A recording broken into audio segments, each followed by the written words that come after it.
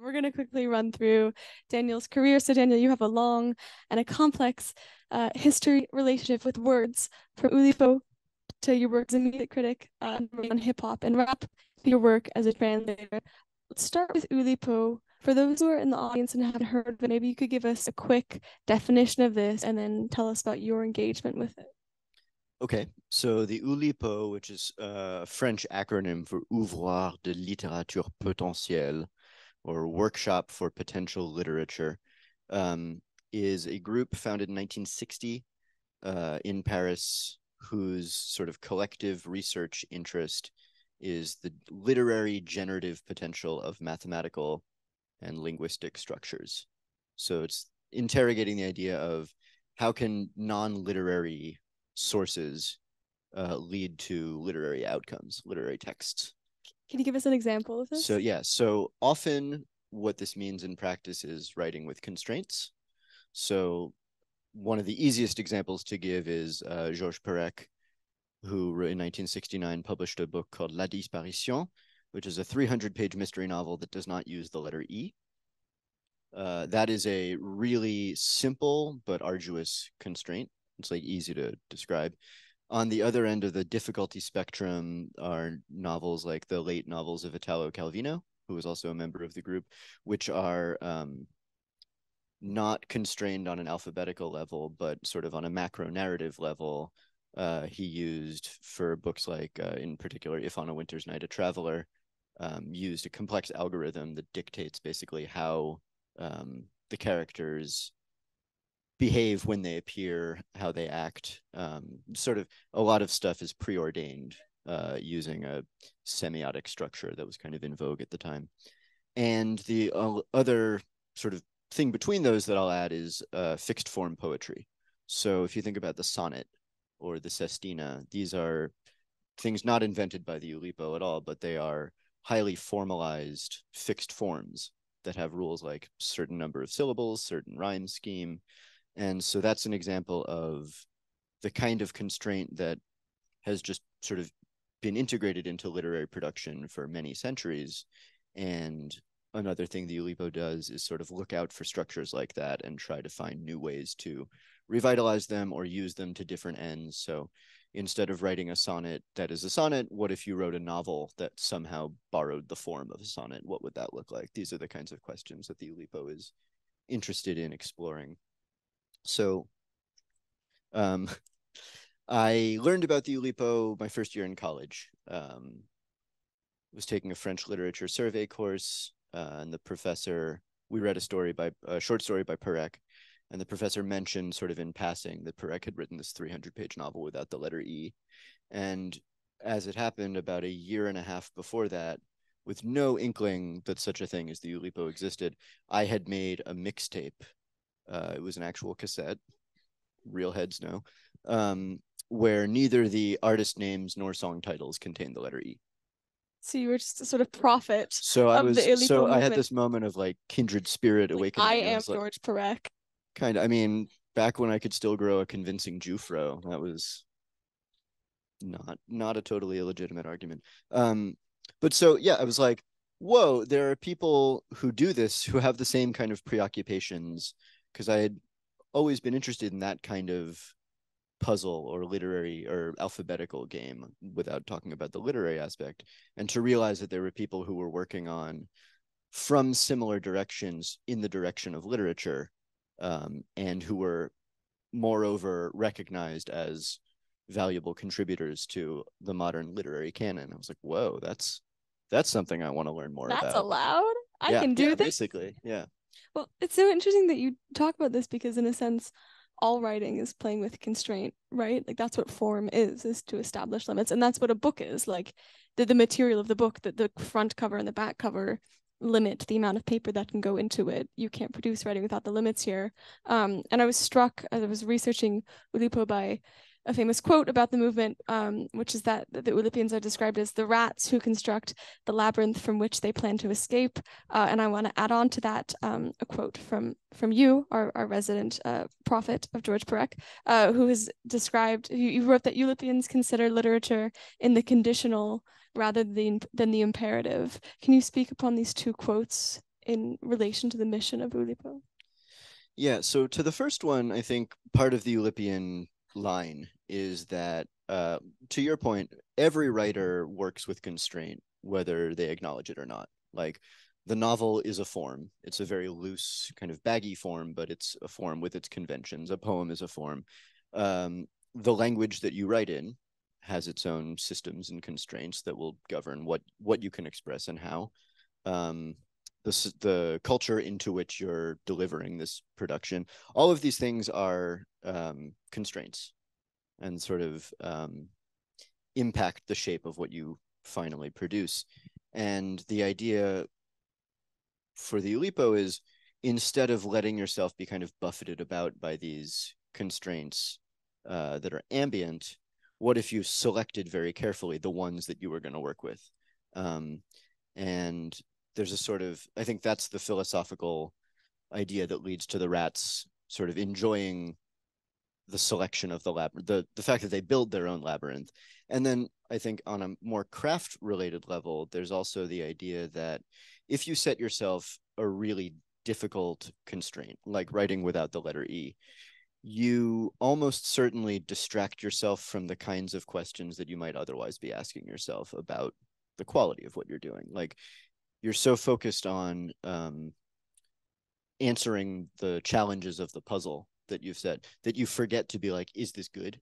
Is anyone going to like this? You sort of outsmart yourself into just engaging with the puzzle, the problem that you're solving, the way you would solve a puzzle or a math problem, rather than these sort of diaphanous considerations of quality or literarity or whatever.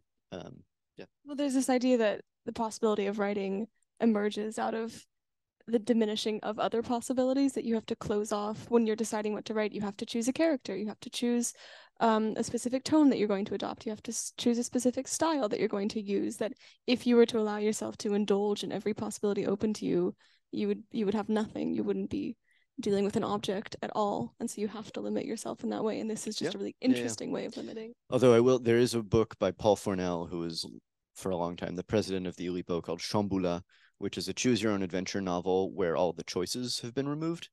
So it's just every possible eventuality in this like arborescent narrative, just one after the other. So it has this really weird stuttering texture of, you read an episode and then you read an episode that is the same but slightly different, and then you read an episode that obviously jumps into time. Like, he kept the same grid structure, which is really fascinating to look at when you look at how a choose your own adventure narrative is plotted out, but just sort of like there's only one sequence through it.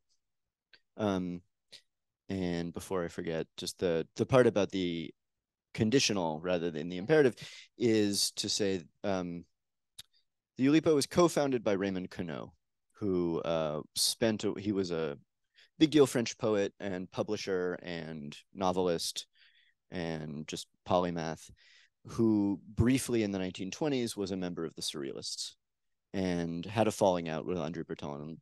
I think his time in the Surrealist, as many did, left this bad taste in his mouth. And in some ways, the Oulipo was constructed as an anti-model to Surrealism, chief among the implications of which is that there's no idea that this is how literature should be made. This is how you should be writing. It's much more, we are some people who find that embracing constraints is generative and productive and fruitful for us. And if you find that that might be fruitful for you too, here are some structures that we found. They are yours to do with as you please. But if you think that's BS, then that's fine. More power to you. It was so interesting, this idea of the deliberate selection of constraints, and specifically the idea that constraint is generative, and what you said earlier about how language itself is always a constraint, that one is limited by grammar, syntax, the words that already exist. It's very challenging to invent new words. Typically, that doesn't work very well. People don't know what you're saying. This, in some way, relates to the question of translation, right? When you embark on a project as a translator, do you see that as an Oulipian task, an Oulipian challenge? It depends on. I feel like my answer to any sufficiently open-ended question about translation is just that it depends on the text, and I think that really is true. But at a macro level, I think translation is kind of there is an affinity with the Oulipian kind of mode of operation, because like when I learned about something like a novel without the letter E written in French, had I not already tried that in my own way, I think my first response would be, could that be done in English? And so seeing something done, and a lot of my first translations were constrained writing, whether it at the alphabetical level, at the syllable level for poetry, at sort of macro narrative levels. But I think there is this similar desire to open up the engine of a piece of writing and say, is this possible if you transpose it to a different system? Like, this is written using the affordances of French and all of the things that you can do and all the things you can't do. Could that transfer over to another language? Could I say the same thing with a totally different tool set? So in that respect, I think translation is always sort of Oulipian. Harry Matthews, who was the first American member of the group, has a really beautiful essay called The Case of the Persevering Maltese that's all about translation and the Oulipo. And one of the first things he says is like, if you have any sense at all, do not hire an Oulipian to be your translator. It's just bad business. Like, don't do it. Just because it's just too much fun for you, or you're because it's so much fun that we're gonna. So he gives the example of he gives a lot of examples. He gives a verse from a poem in French and then gives 4 translations of it, none of which resemble what the verse actually says. There's no semantic fidelity, but one has words with the same number of letters. One sort of sounds the same, like it's sort of a phonetic translation. I forget what the other 2 are, but he's saying like these are no less. He's obviously kind of playing devil's advocate, but he says these are no less translations than what we tend to think of as a sort of servile, this word means this thing, so that's how I'm going to carry it over. Well, it's so interesting. It's the difference between seeing language or a text as this kind of fixed static thing to which one must have a certain level of fidelity, or versus seeing it as an opening or a matrix or a challenge, something with which to play, something to change around. And it's true that not one is a more truthful approach than the other, though I can imagine that if you were to submit that sort of translation to your editor, they'd be very unhappy with you, that you had turned this into an elaborate game rather than something that was really taking words, translating word for word. Yeah, I mean, again, it depends on that. Like, there are certain texts that sort of lend themselves to that kind of play, and other situations where it's totally inappropriate. But then you see even like someone like Perec, La Disparition was translated into English. They just didn't 4 times. 4 times, really. I know there was one instance where they didn't use letter E. Only one has been published. Okay. It's been translated into English 4 times without the letter E. It's been translated into something like 16, maybe 18 languages, some of which don't even use the Roman alphabet. Like, in each case, the translator just takes the most commonly occurring character in that alphabet and doesn't use it. So in Spanish, there's no A. In most other Roman languages, there's no E. I don't actually know how it works in Japanese, but there is a Japanese translation. So I think like that is, I would even say there are probably some people who have become literary translators. I'm thinking of Ian Monk, who's the active English member of the Oulipo, who is a brilliant literary translator and can do things, has these sort of resources that are otherworldly.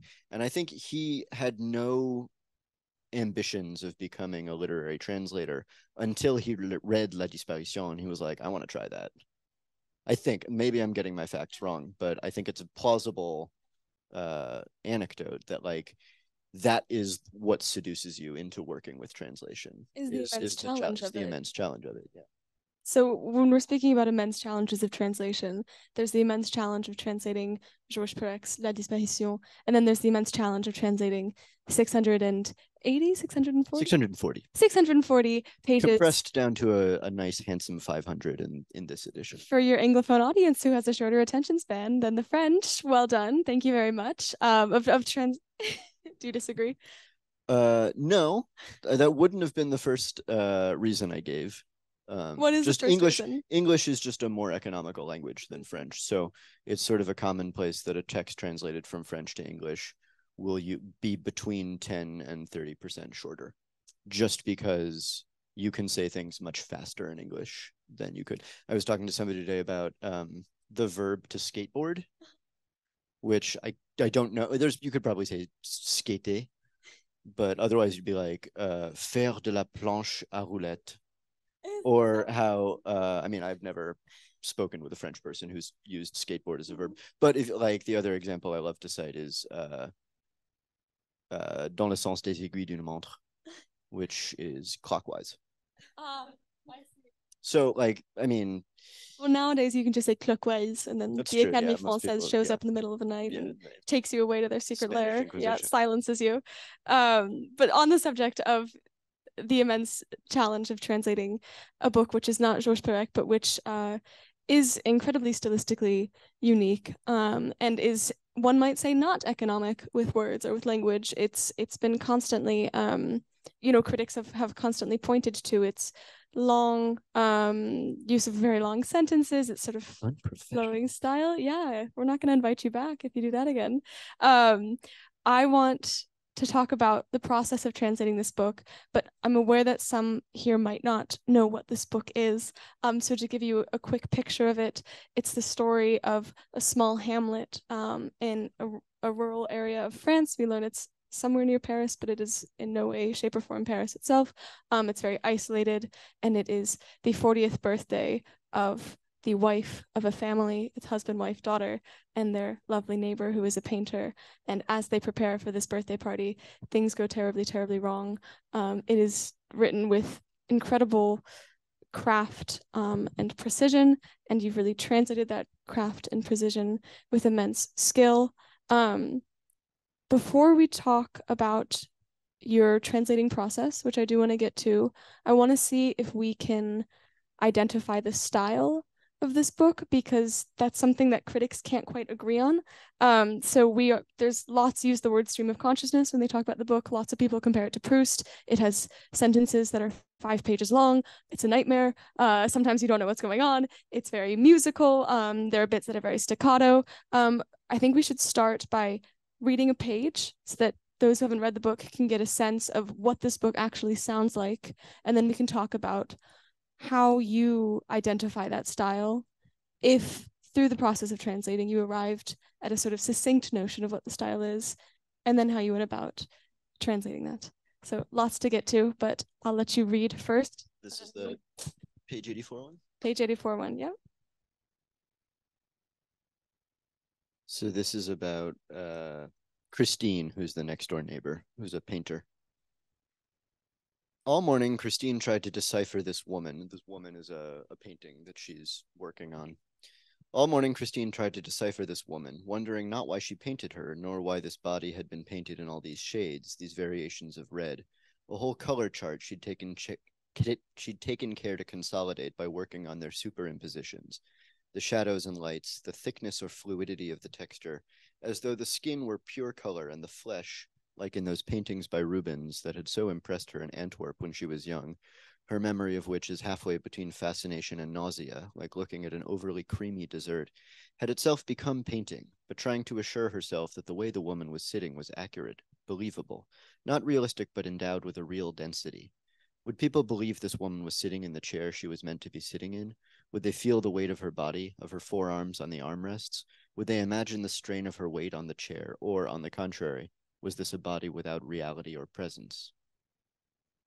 For context, that's one sentence, just to give you an idea of what this book contains. So walk me through translating a passage like that. So that was well chosen, because that sentence took me probably like 5 passes before I actually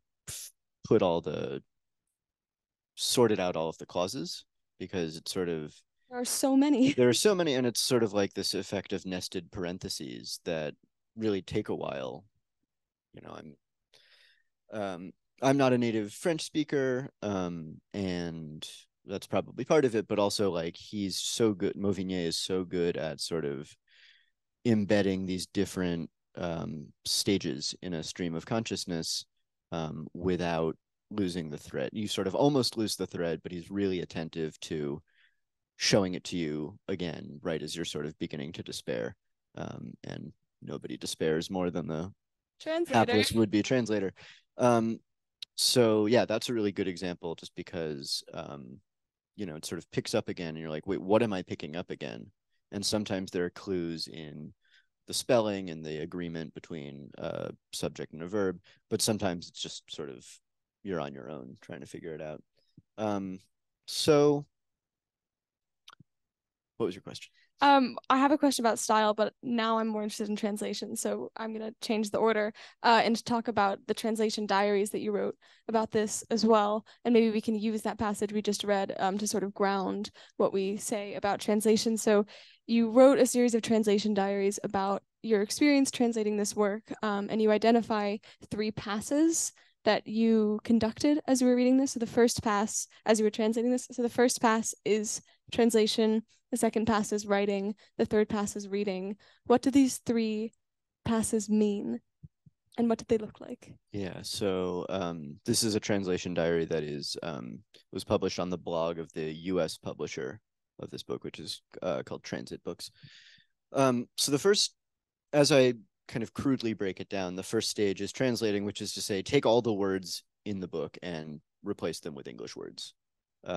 Do it pretty quickly, not paying too much attention to subtlety or rhythm, or just creating a text that flows awkwardly but is in English. That exists. It's That something exists, you can work yeah, with. as something you can, a blob of marble that you can then chisel away at.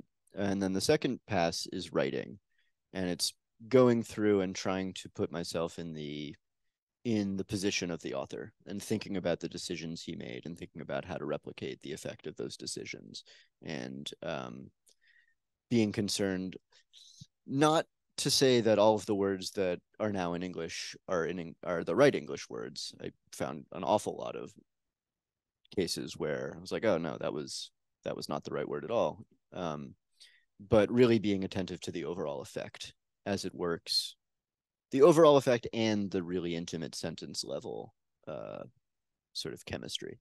And then the third pass is reading, which is trying as much as possible to come at the text like I was a reader, and say, where do I lose the thread? Where does it stop flowing? Is it supposed to stop flowing right there? Am I bothered by the repetition of a word that I hadn't noticed in the first 2 passes? If so, is that something the original does, or have I added that hiccup? So it's sort of I don't know, I think it's these progressive stages of refinement, and in a way, I want to say moving outward from, like, you start really inside of the text, like sort of the text is the labyrinth from which I'm trying desperately to escape.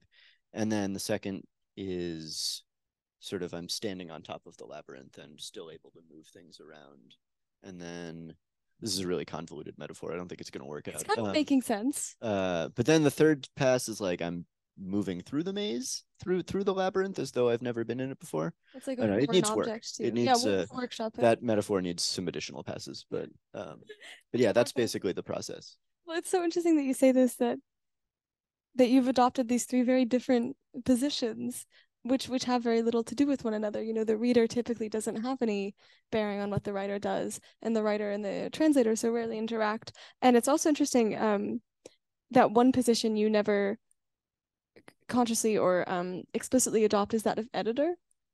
And so you are still, I think in my head, the editor is the most external to the text, and you never make it that far out of it to a point where you would take it upon yourself to change things at that level. I think, I mean, at every all of the 3 stages, I am actively resisting the urge to edit, because I am also an editor, and like that's,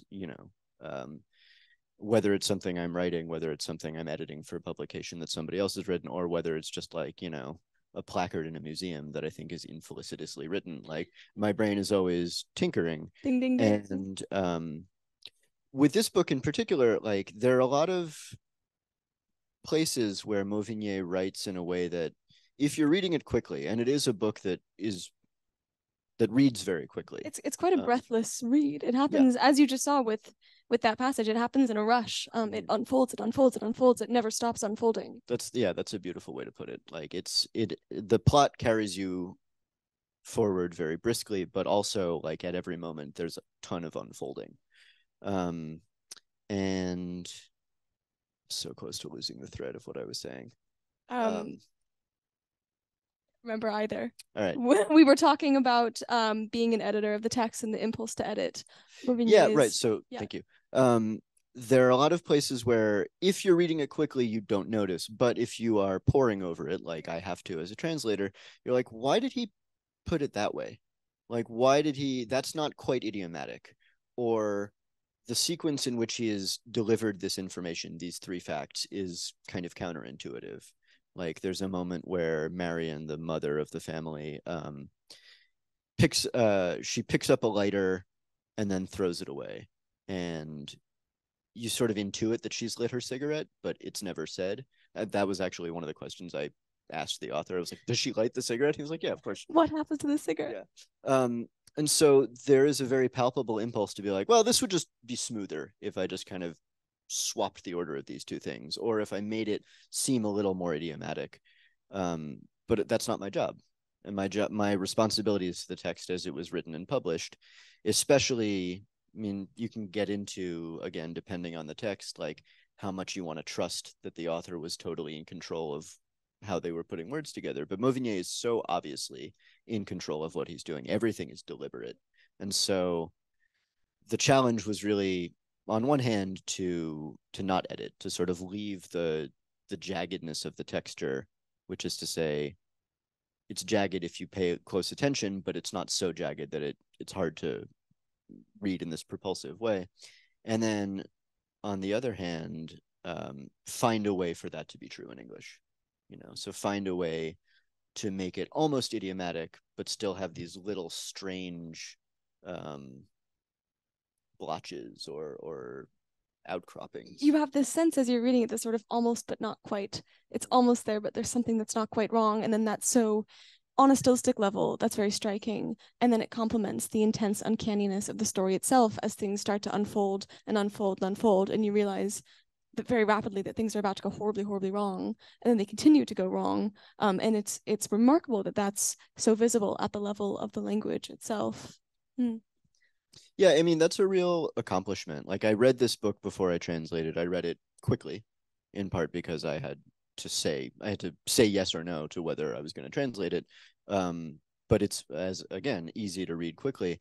And I think, in a way, only once I got to the third stage of reading it as a reader was I able to be like, to sort of admire this accomplishment, the way that the form mirrors the content, and that there is this jaggedness and there's this unfolding that is really well suited on the sentence level to what's happening in the story itself. And I was so struck by something you wrote in your translation diaries, sort of about the almost but not quiteness of this, and the fact that you are so in this text, so deeply embedded in it, that you're noticing all these sort of moments of strangeness, and that you would consult with your friend who is a native French speaker who translates works from English to French and say, is this what he means? And he'd say, yes, this is what he meant, but it's not what he said. And so you have to make this choice between information and style, or information and communication, what is meant and what is said.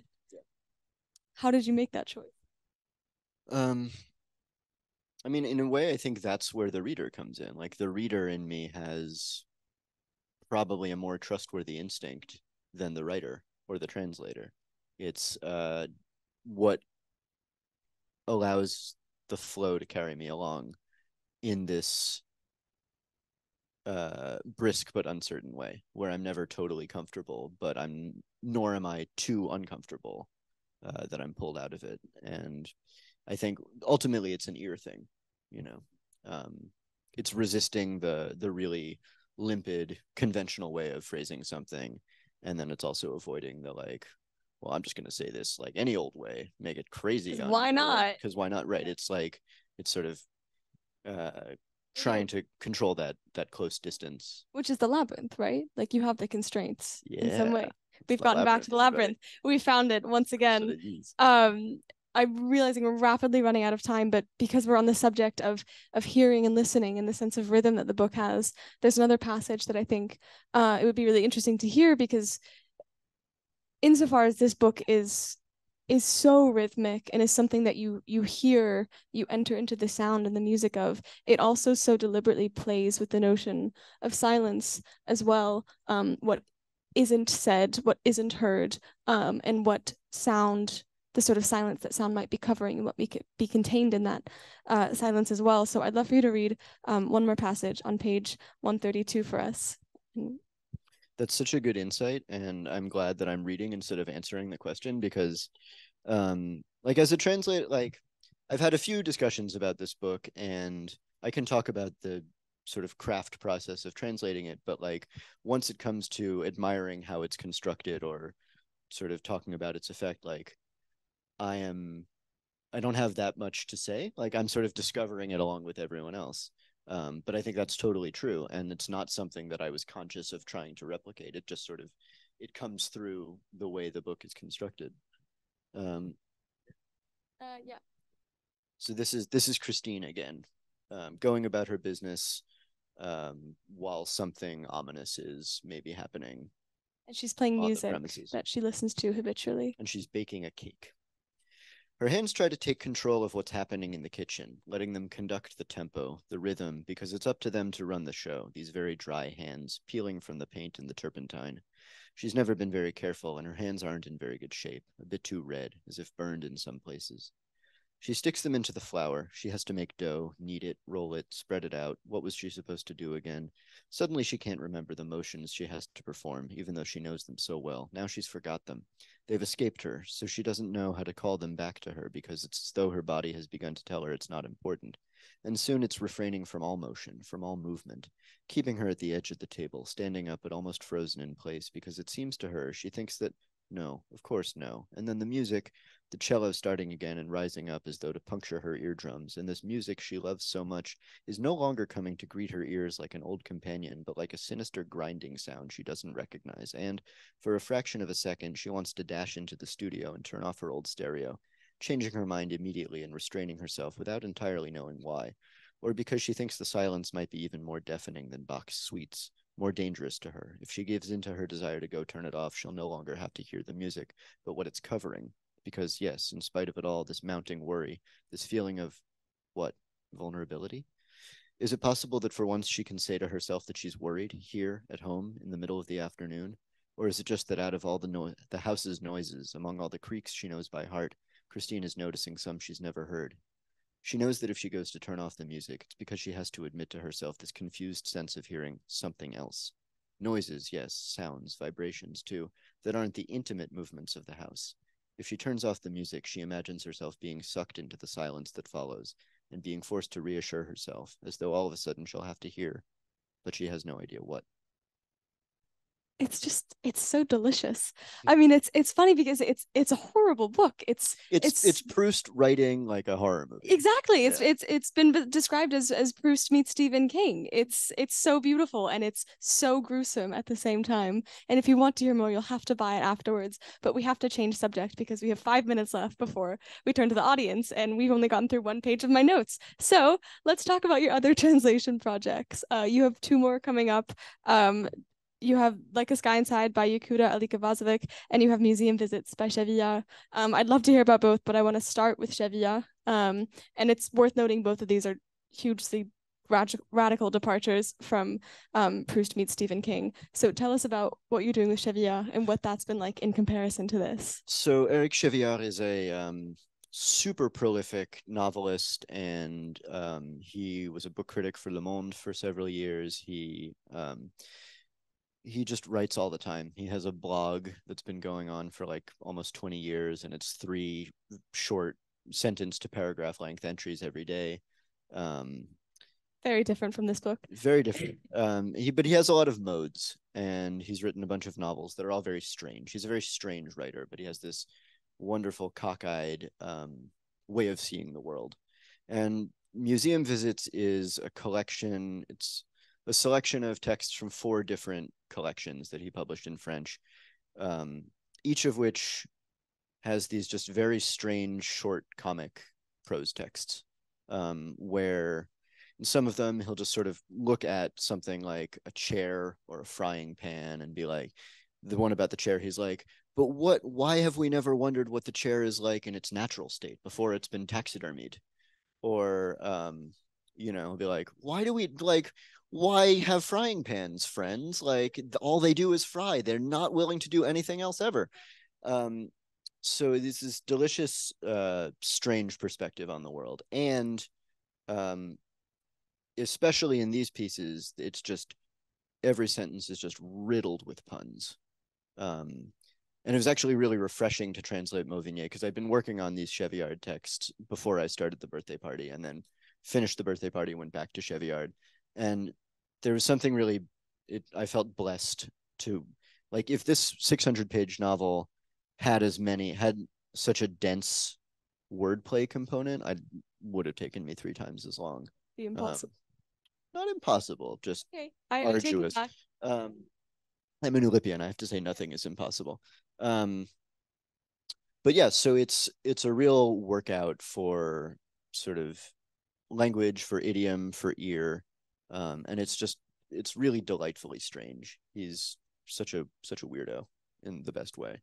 Can you give us an example of the wordplay that you've entered into? I put you on the spot now, and no one can ever come up with an example on the spot, so I apologize in advance. This is not that satisfying an example, but it's sort of an illustration of his sort of irreverence throughout the book. There's one text called autofiction, and it is structured as an author, like a celebrated author, describing his rise to greatness.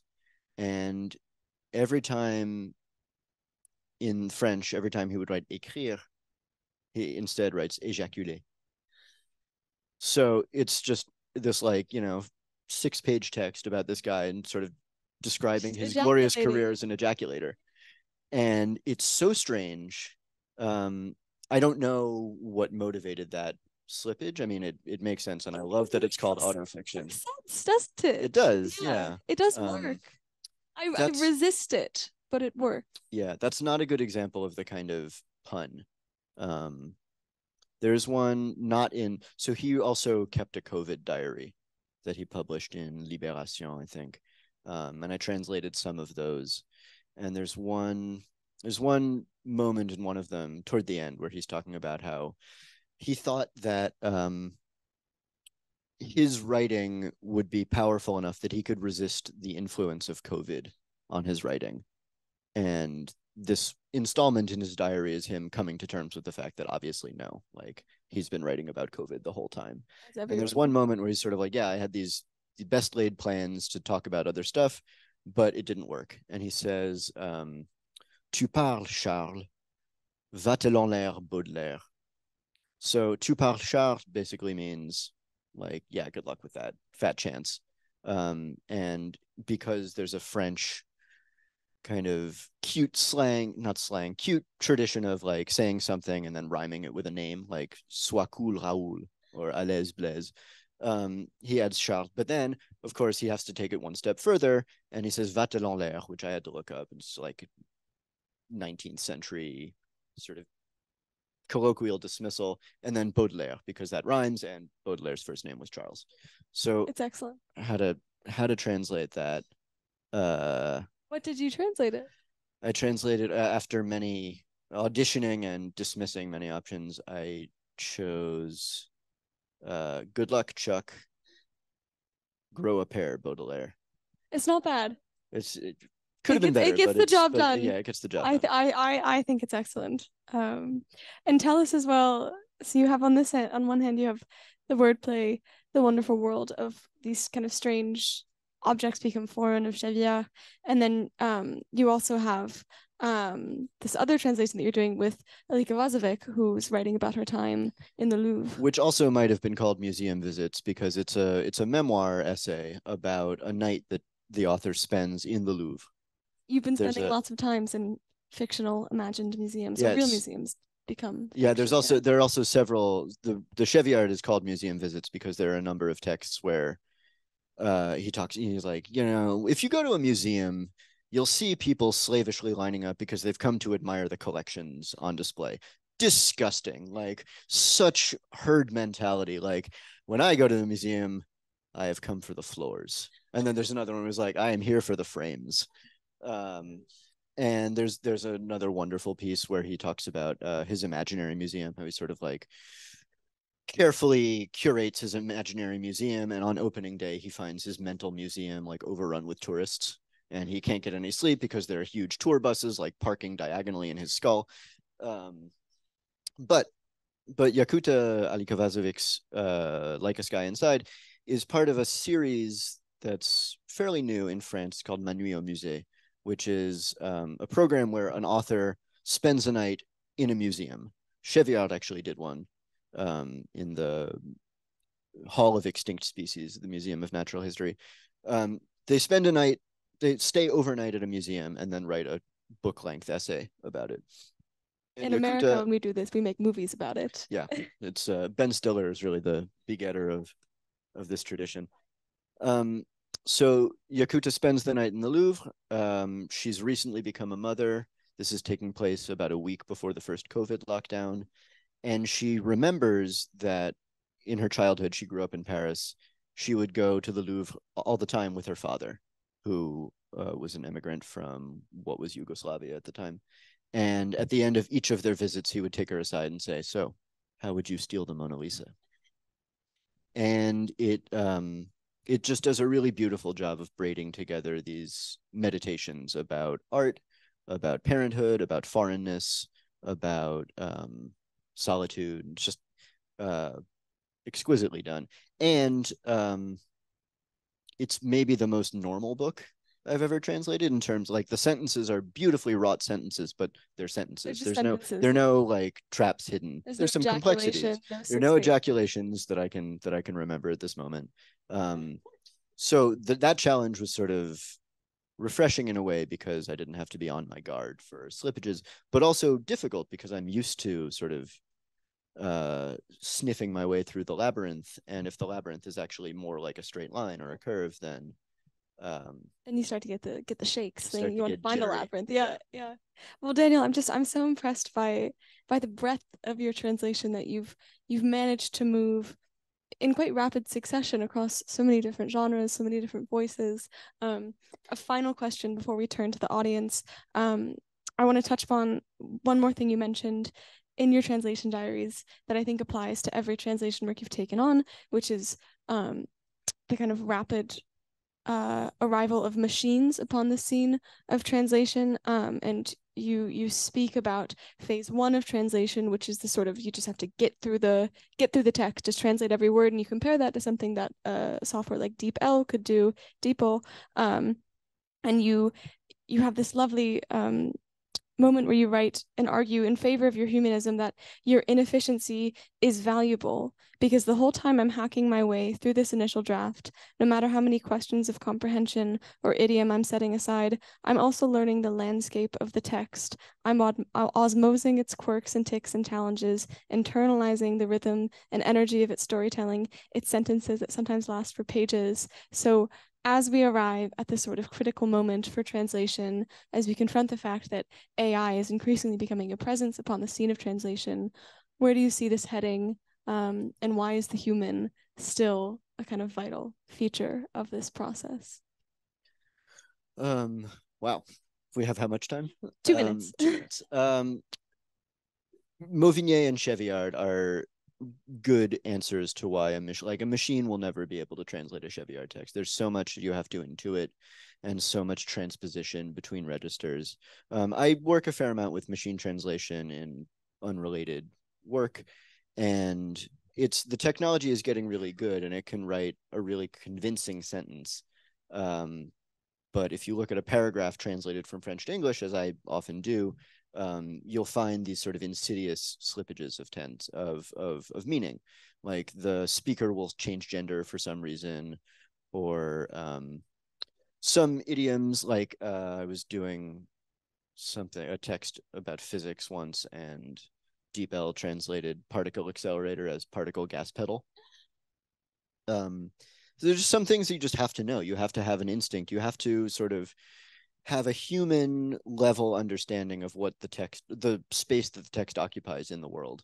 And that's, I mean, AI, that's the thing that AI doesn't have yet, is any sort of real world grounding. It doesn't understand physics. It doesn't understand that if you put a pen on the table and push it off the table, like, it doesn't know what's going to happen. It can extrapolate based on all the information you've fed it about the million times a pen has been pushed off a table, but it doesn't have that sort of intuitive sense.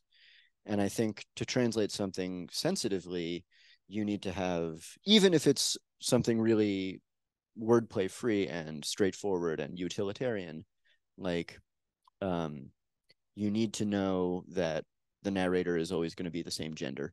You need to know that we don't say particle gas pedal, we say particle accelerator. And all of these other things that for a human translator who has read the text, there are just some questions that you wouldn't pose. You just take as a given that this is consistent. And the way a machine works, and I won't get into the mechanism of it, but like it sort of treats every word as a token, and it doesn't have that overview sense of what's going on. And so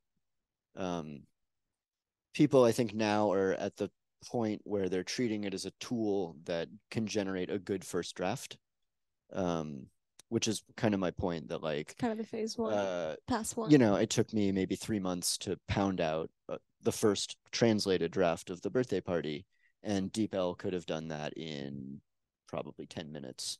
But if I were to work from that as opposed to the 3 months, I would actually need to be more vigilant, because there's some mistakes that a human would never make.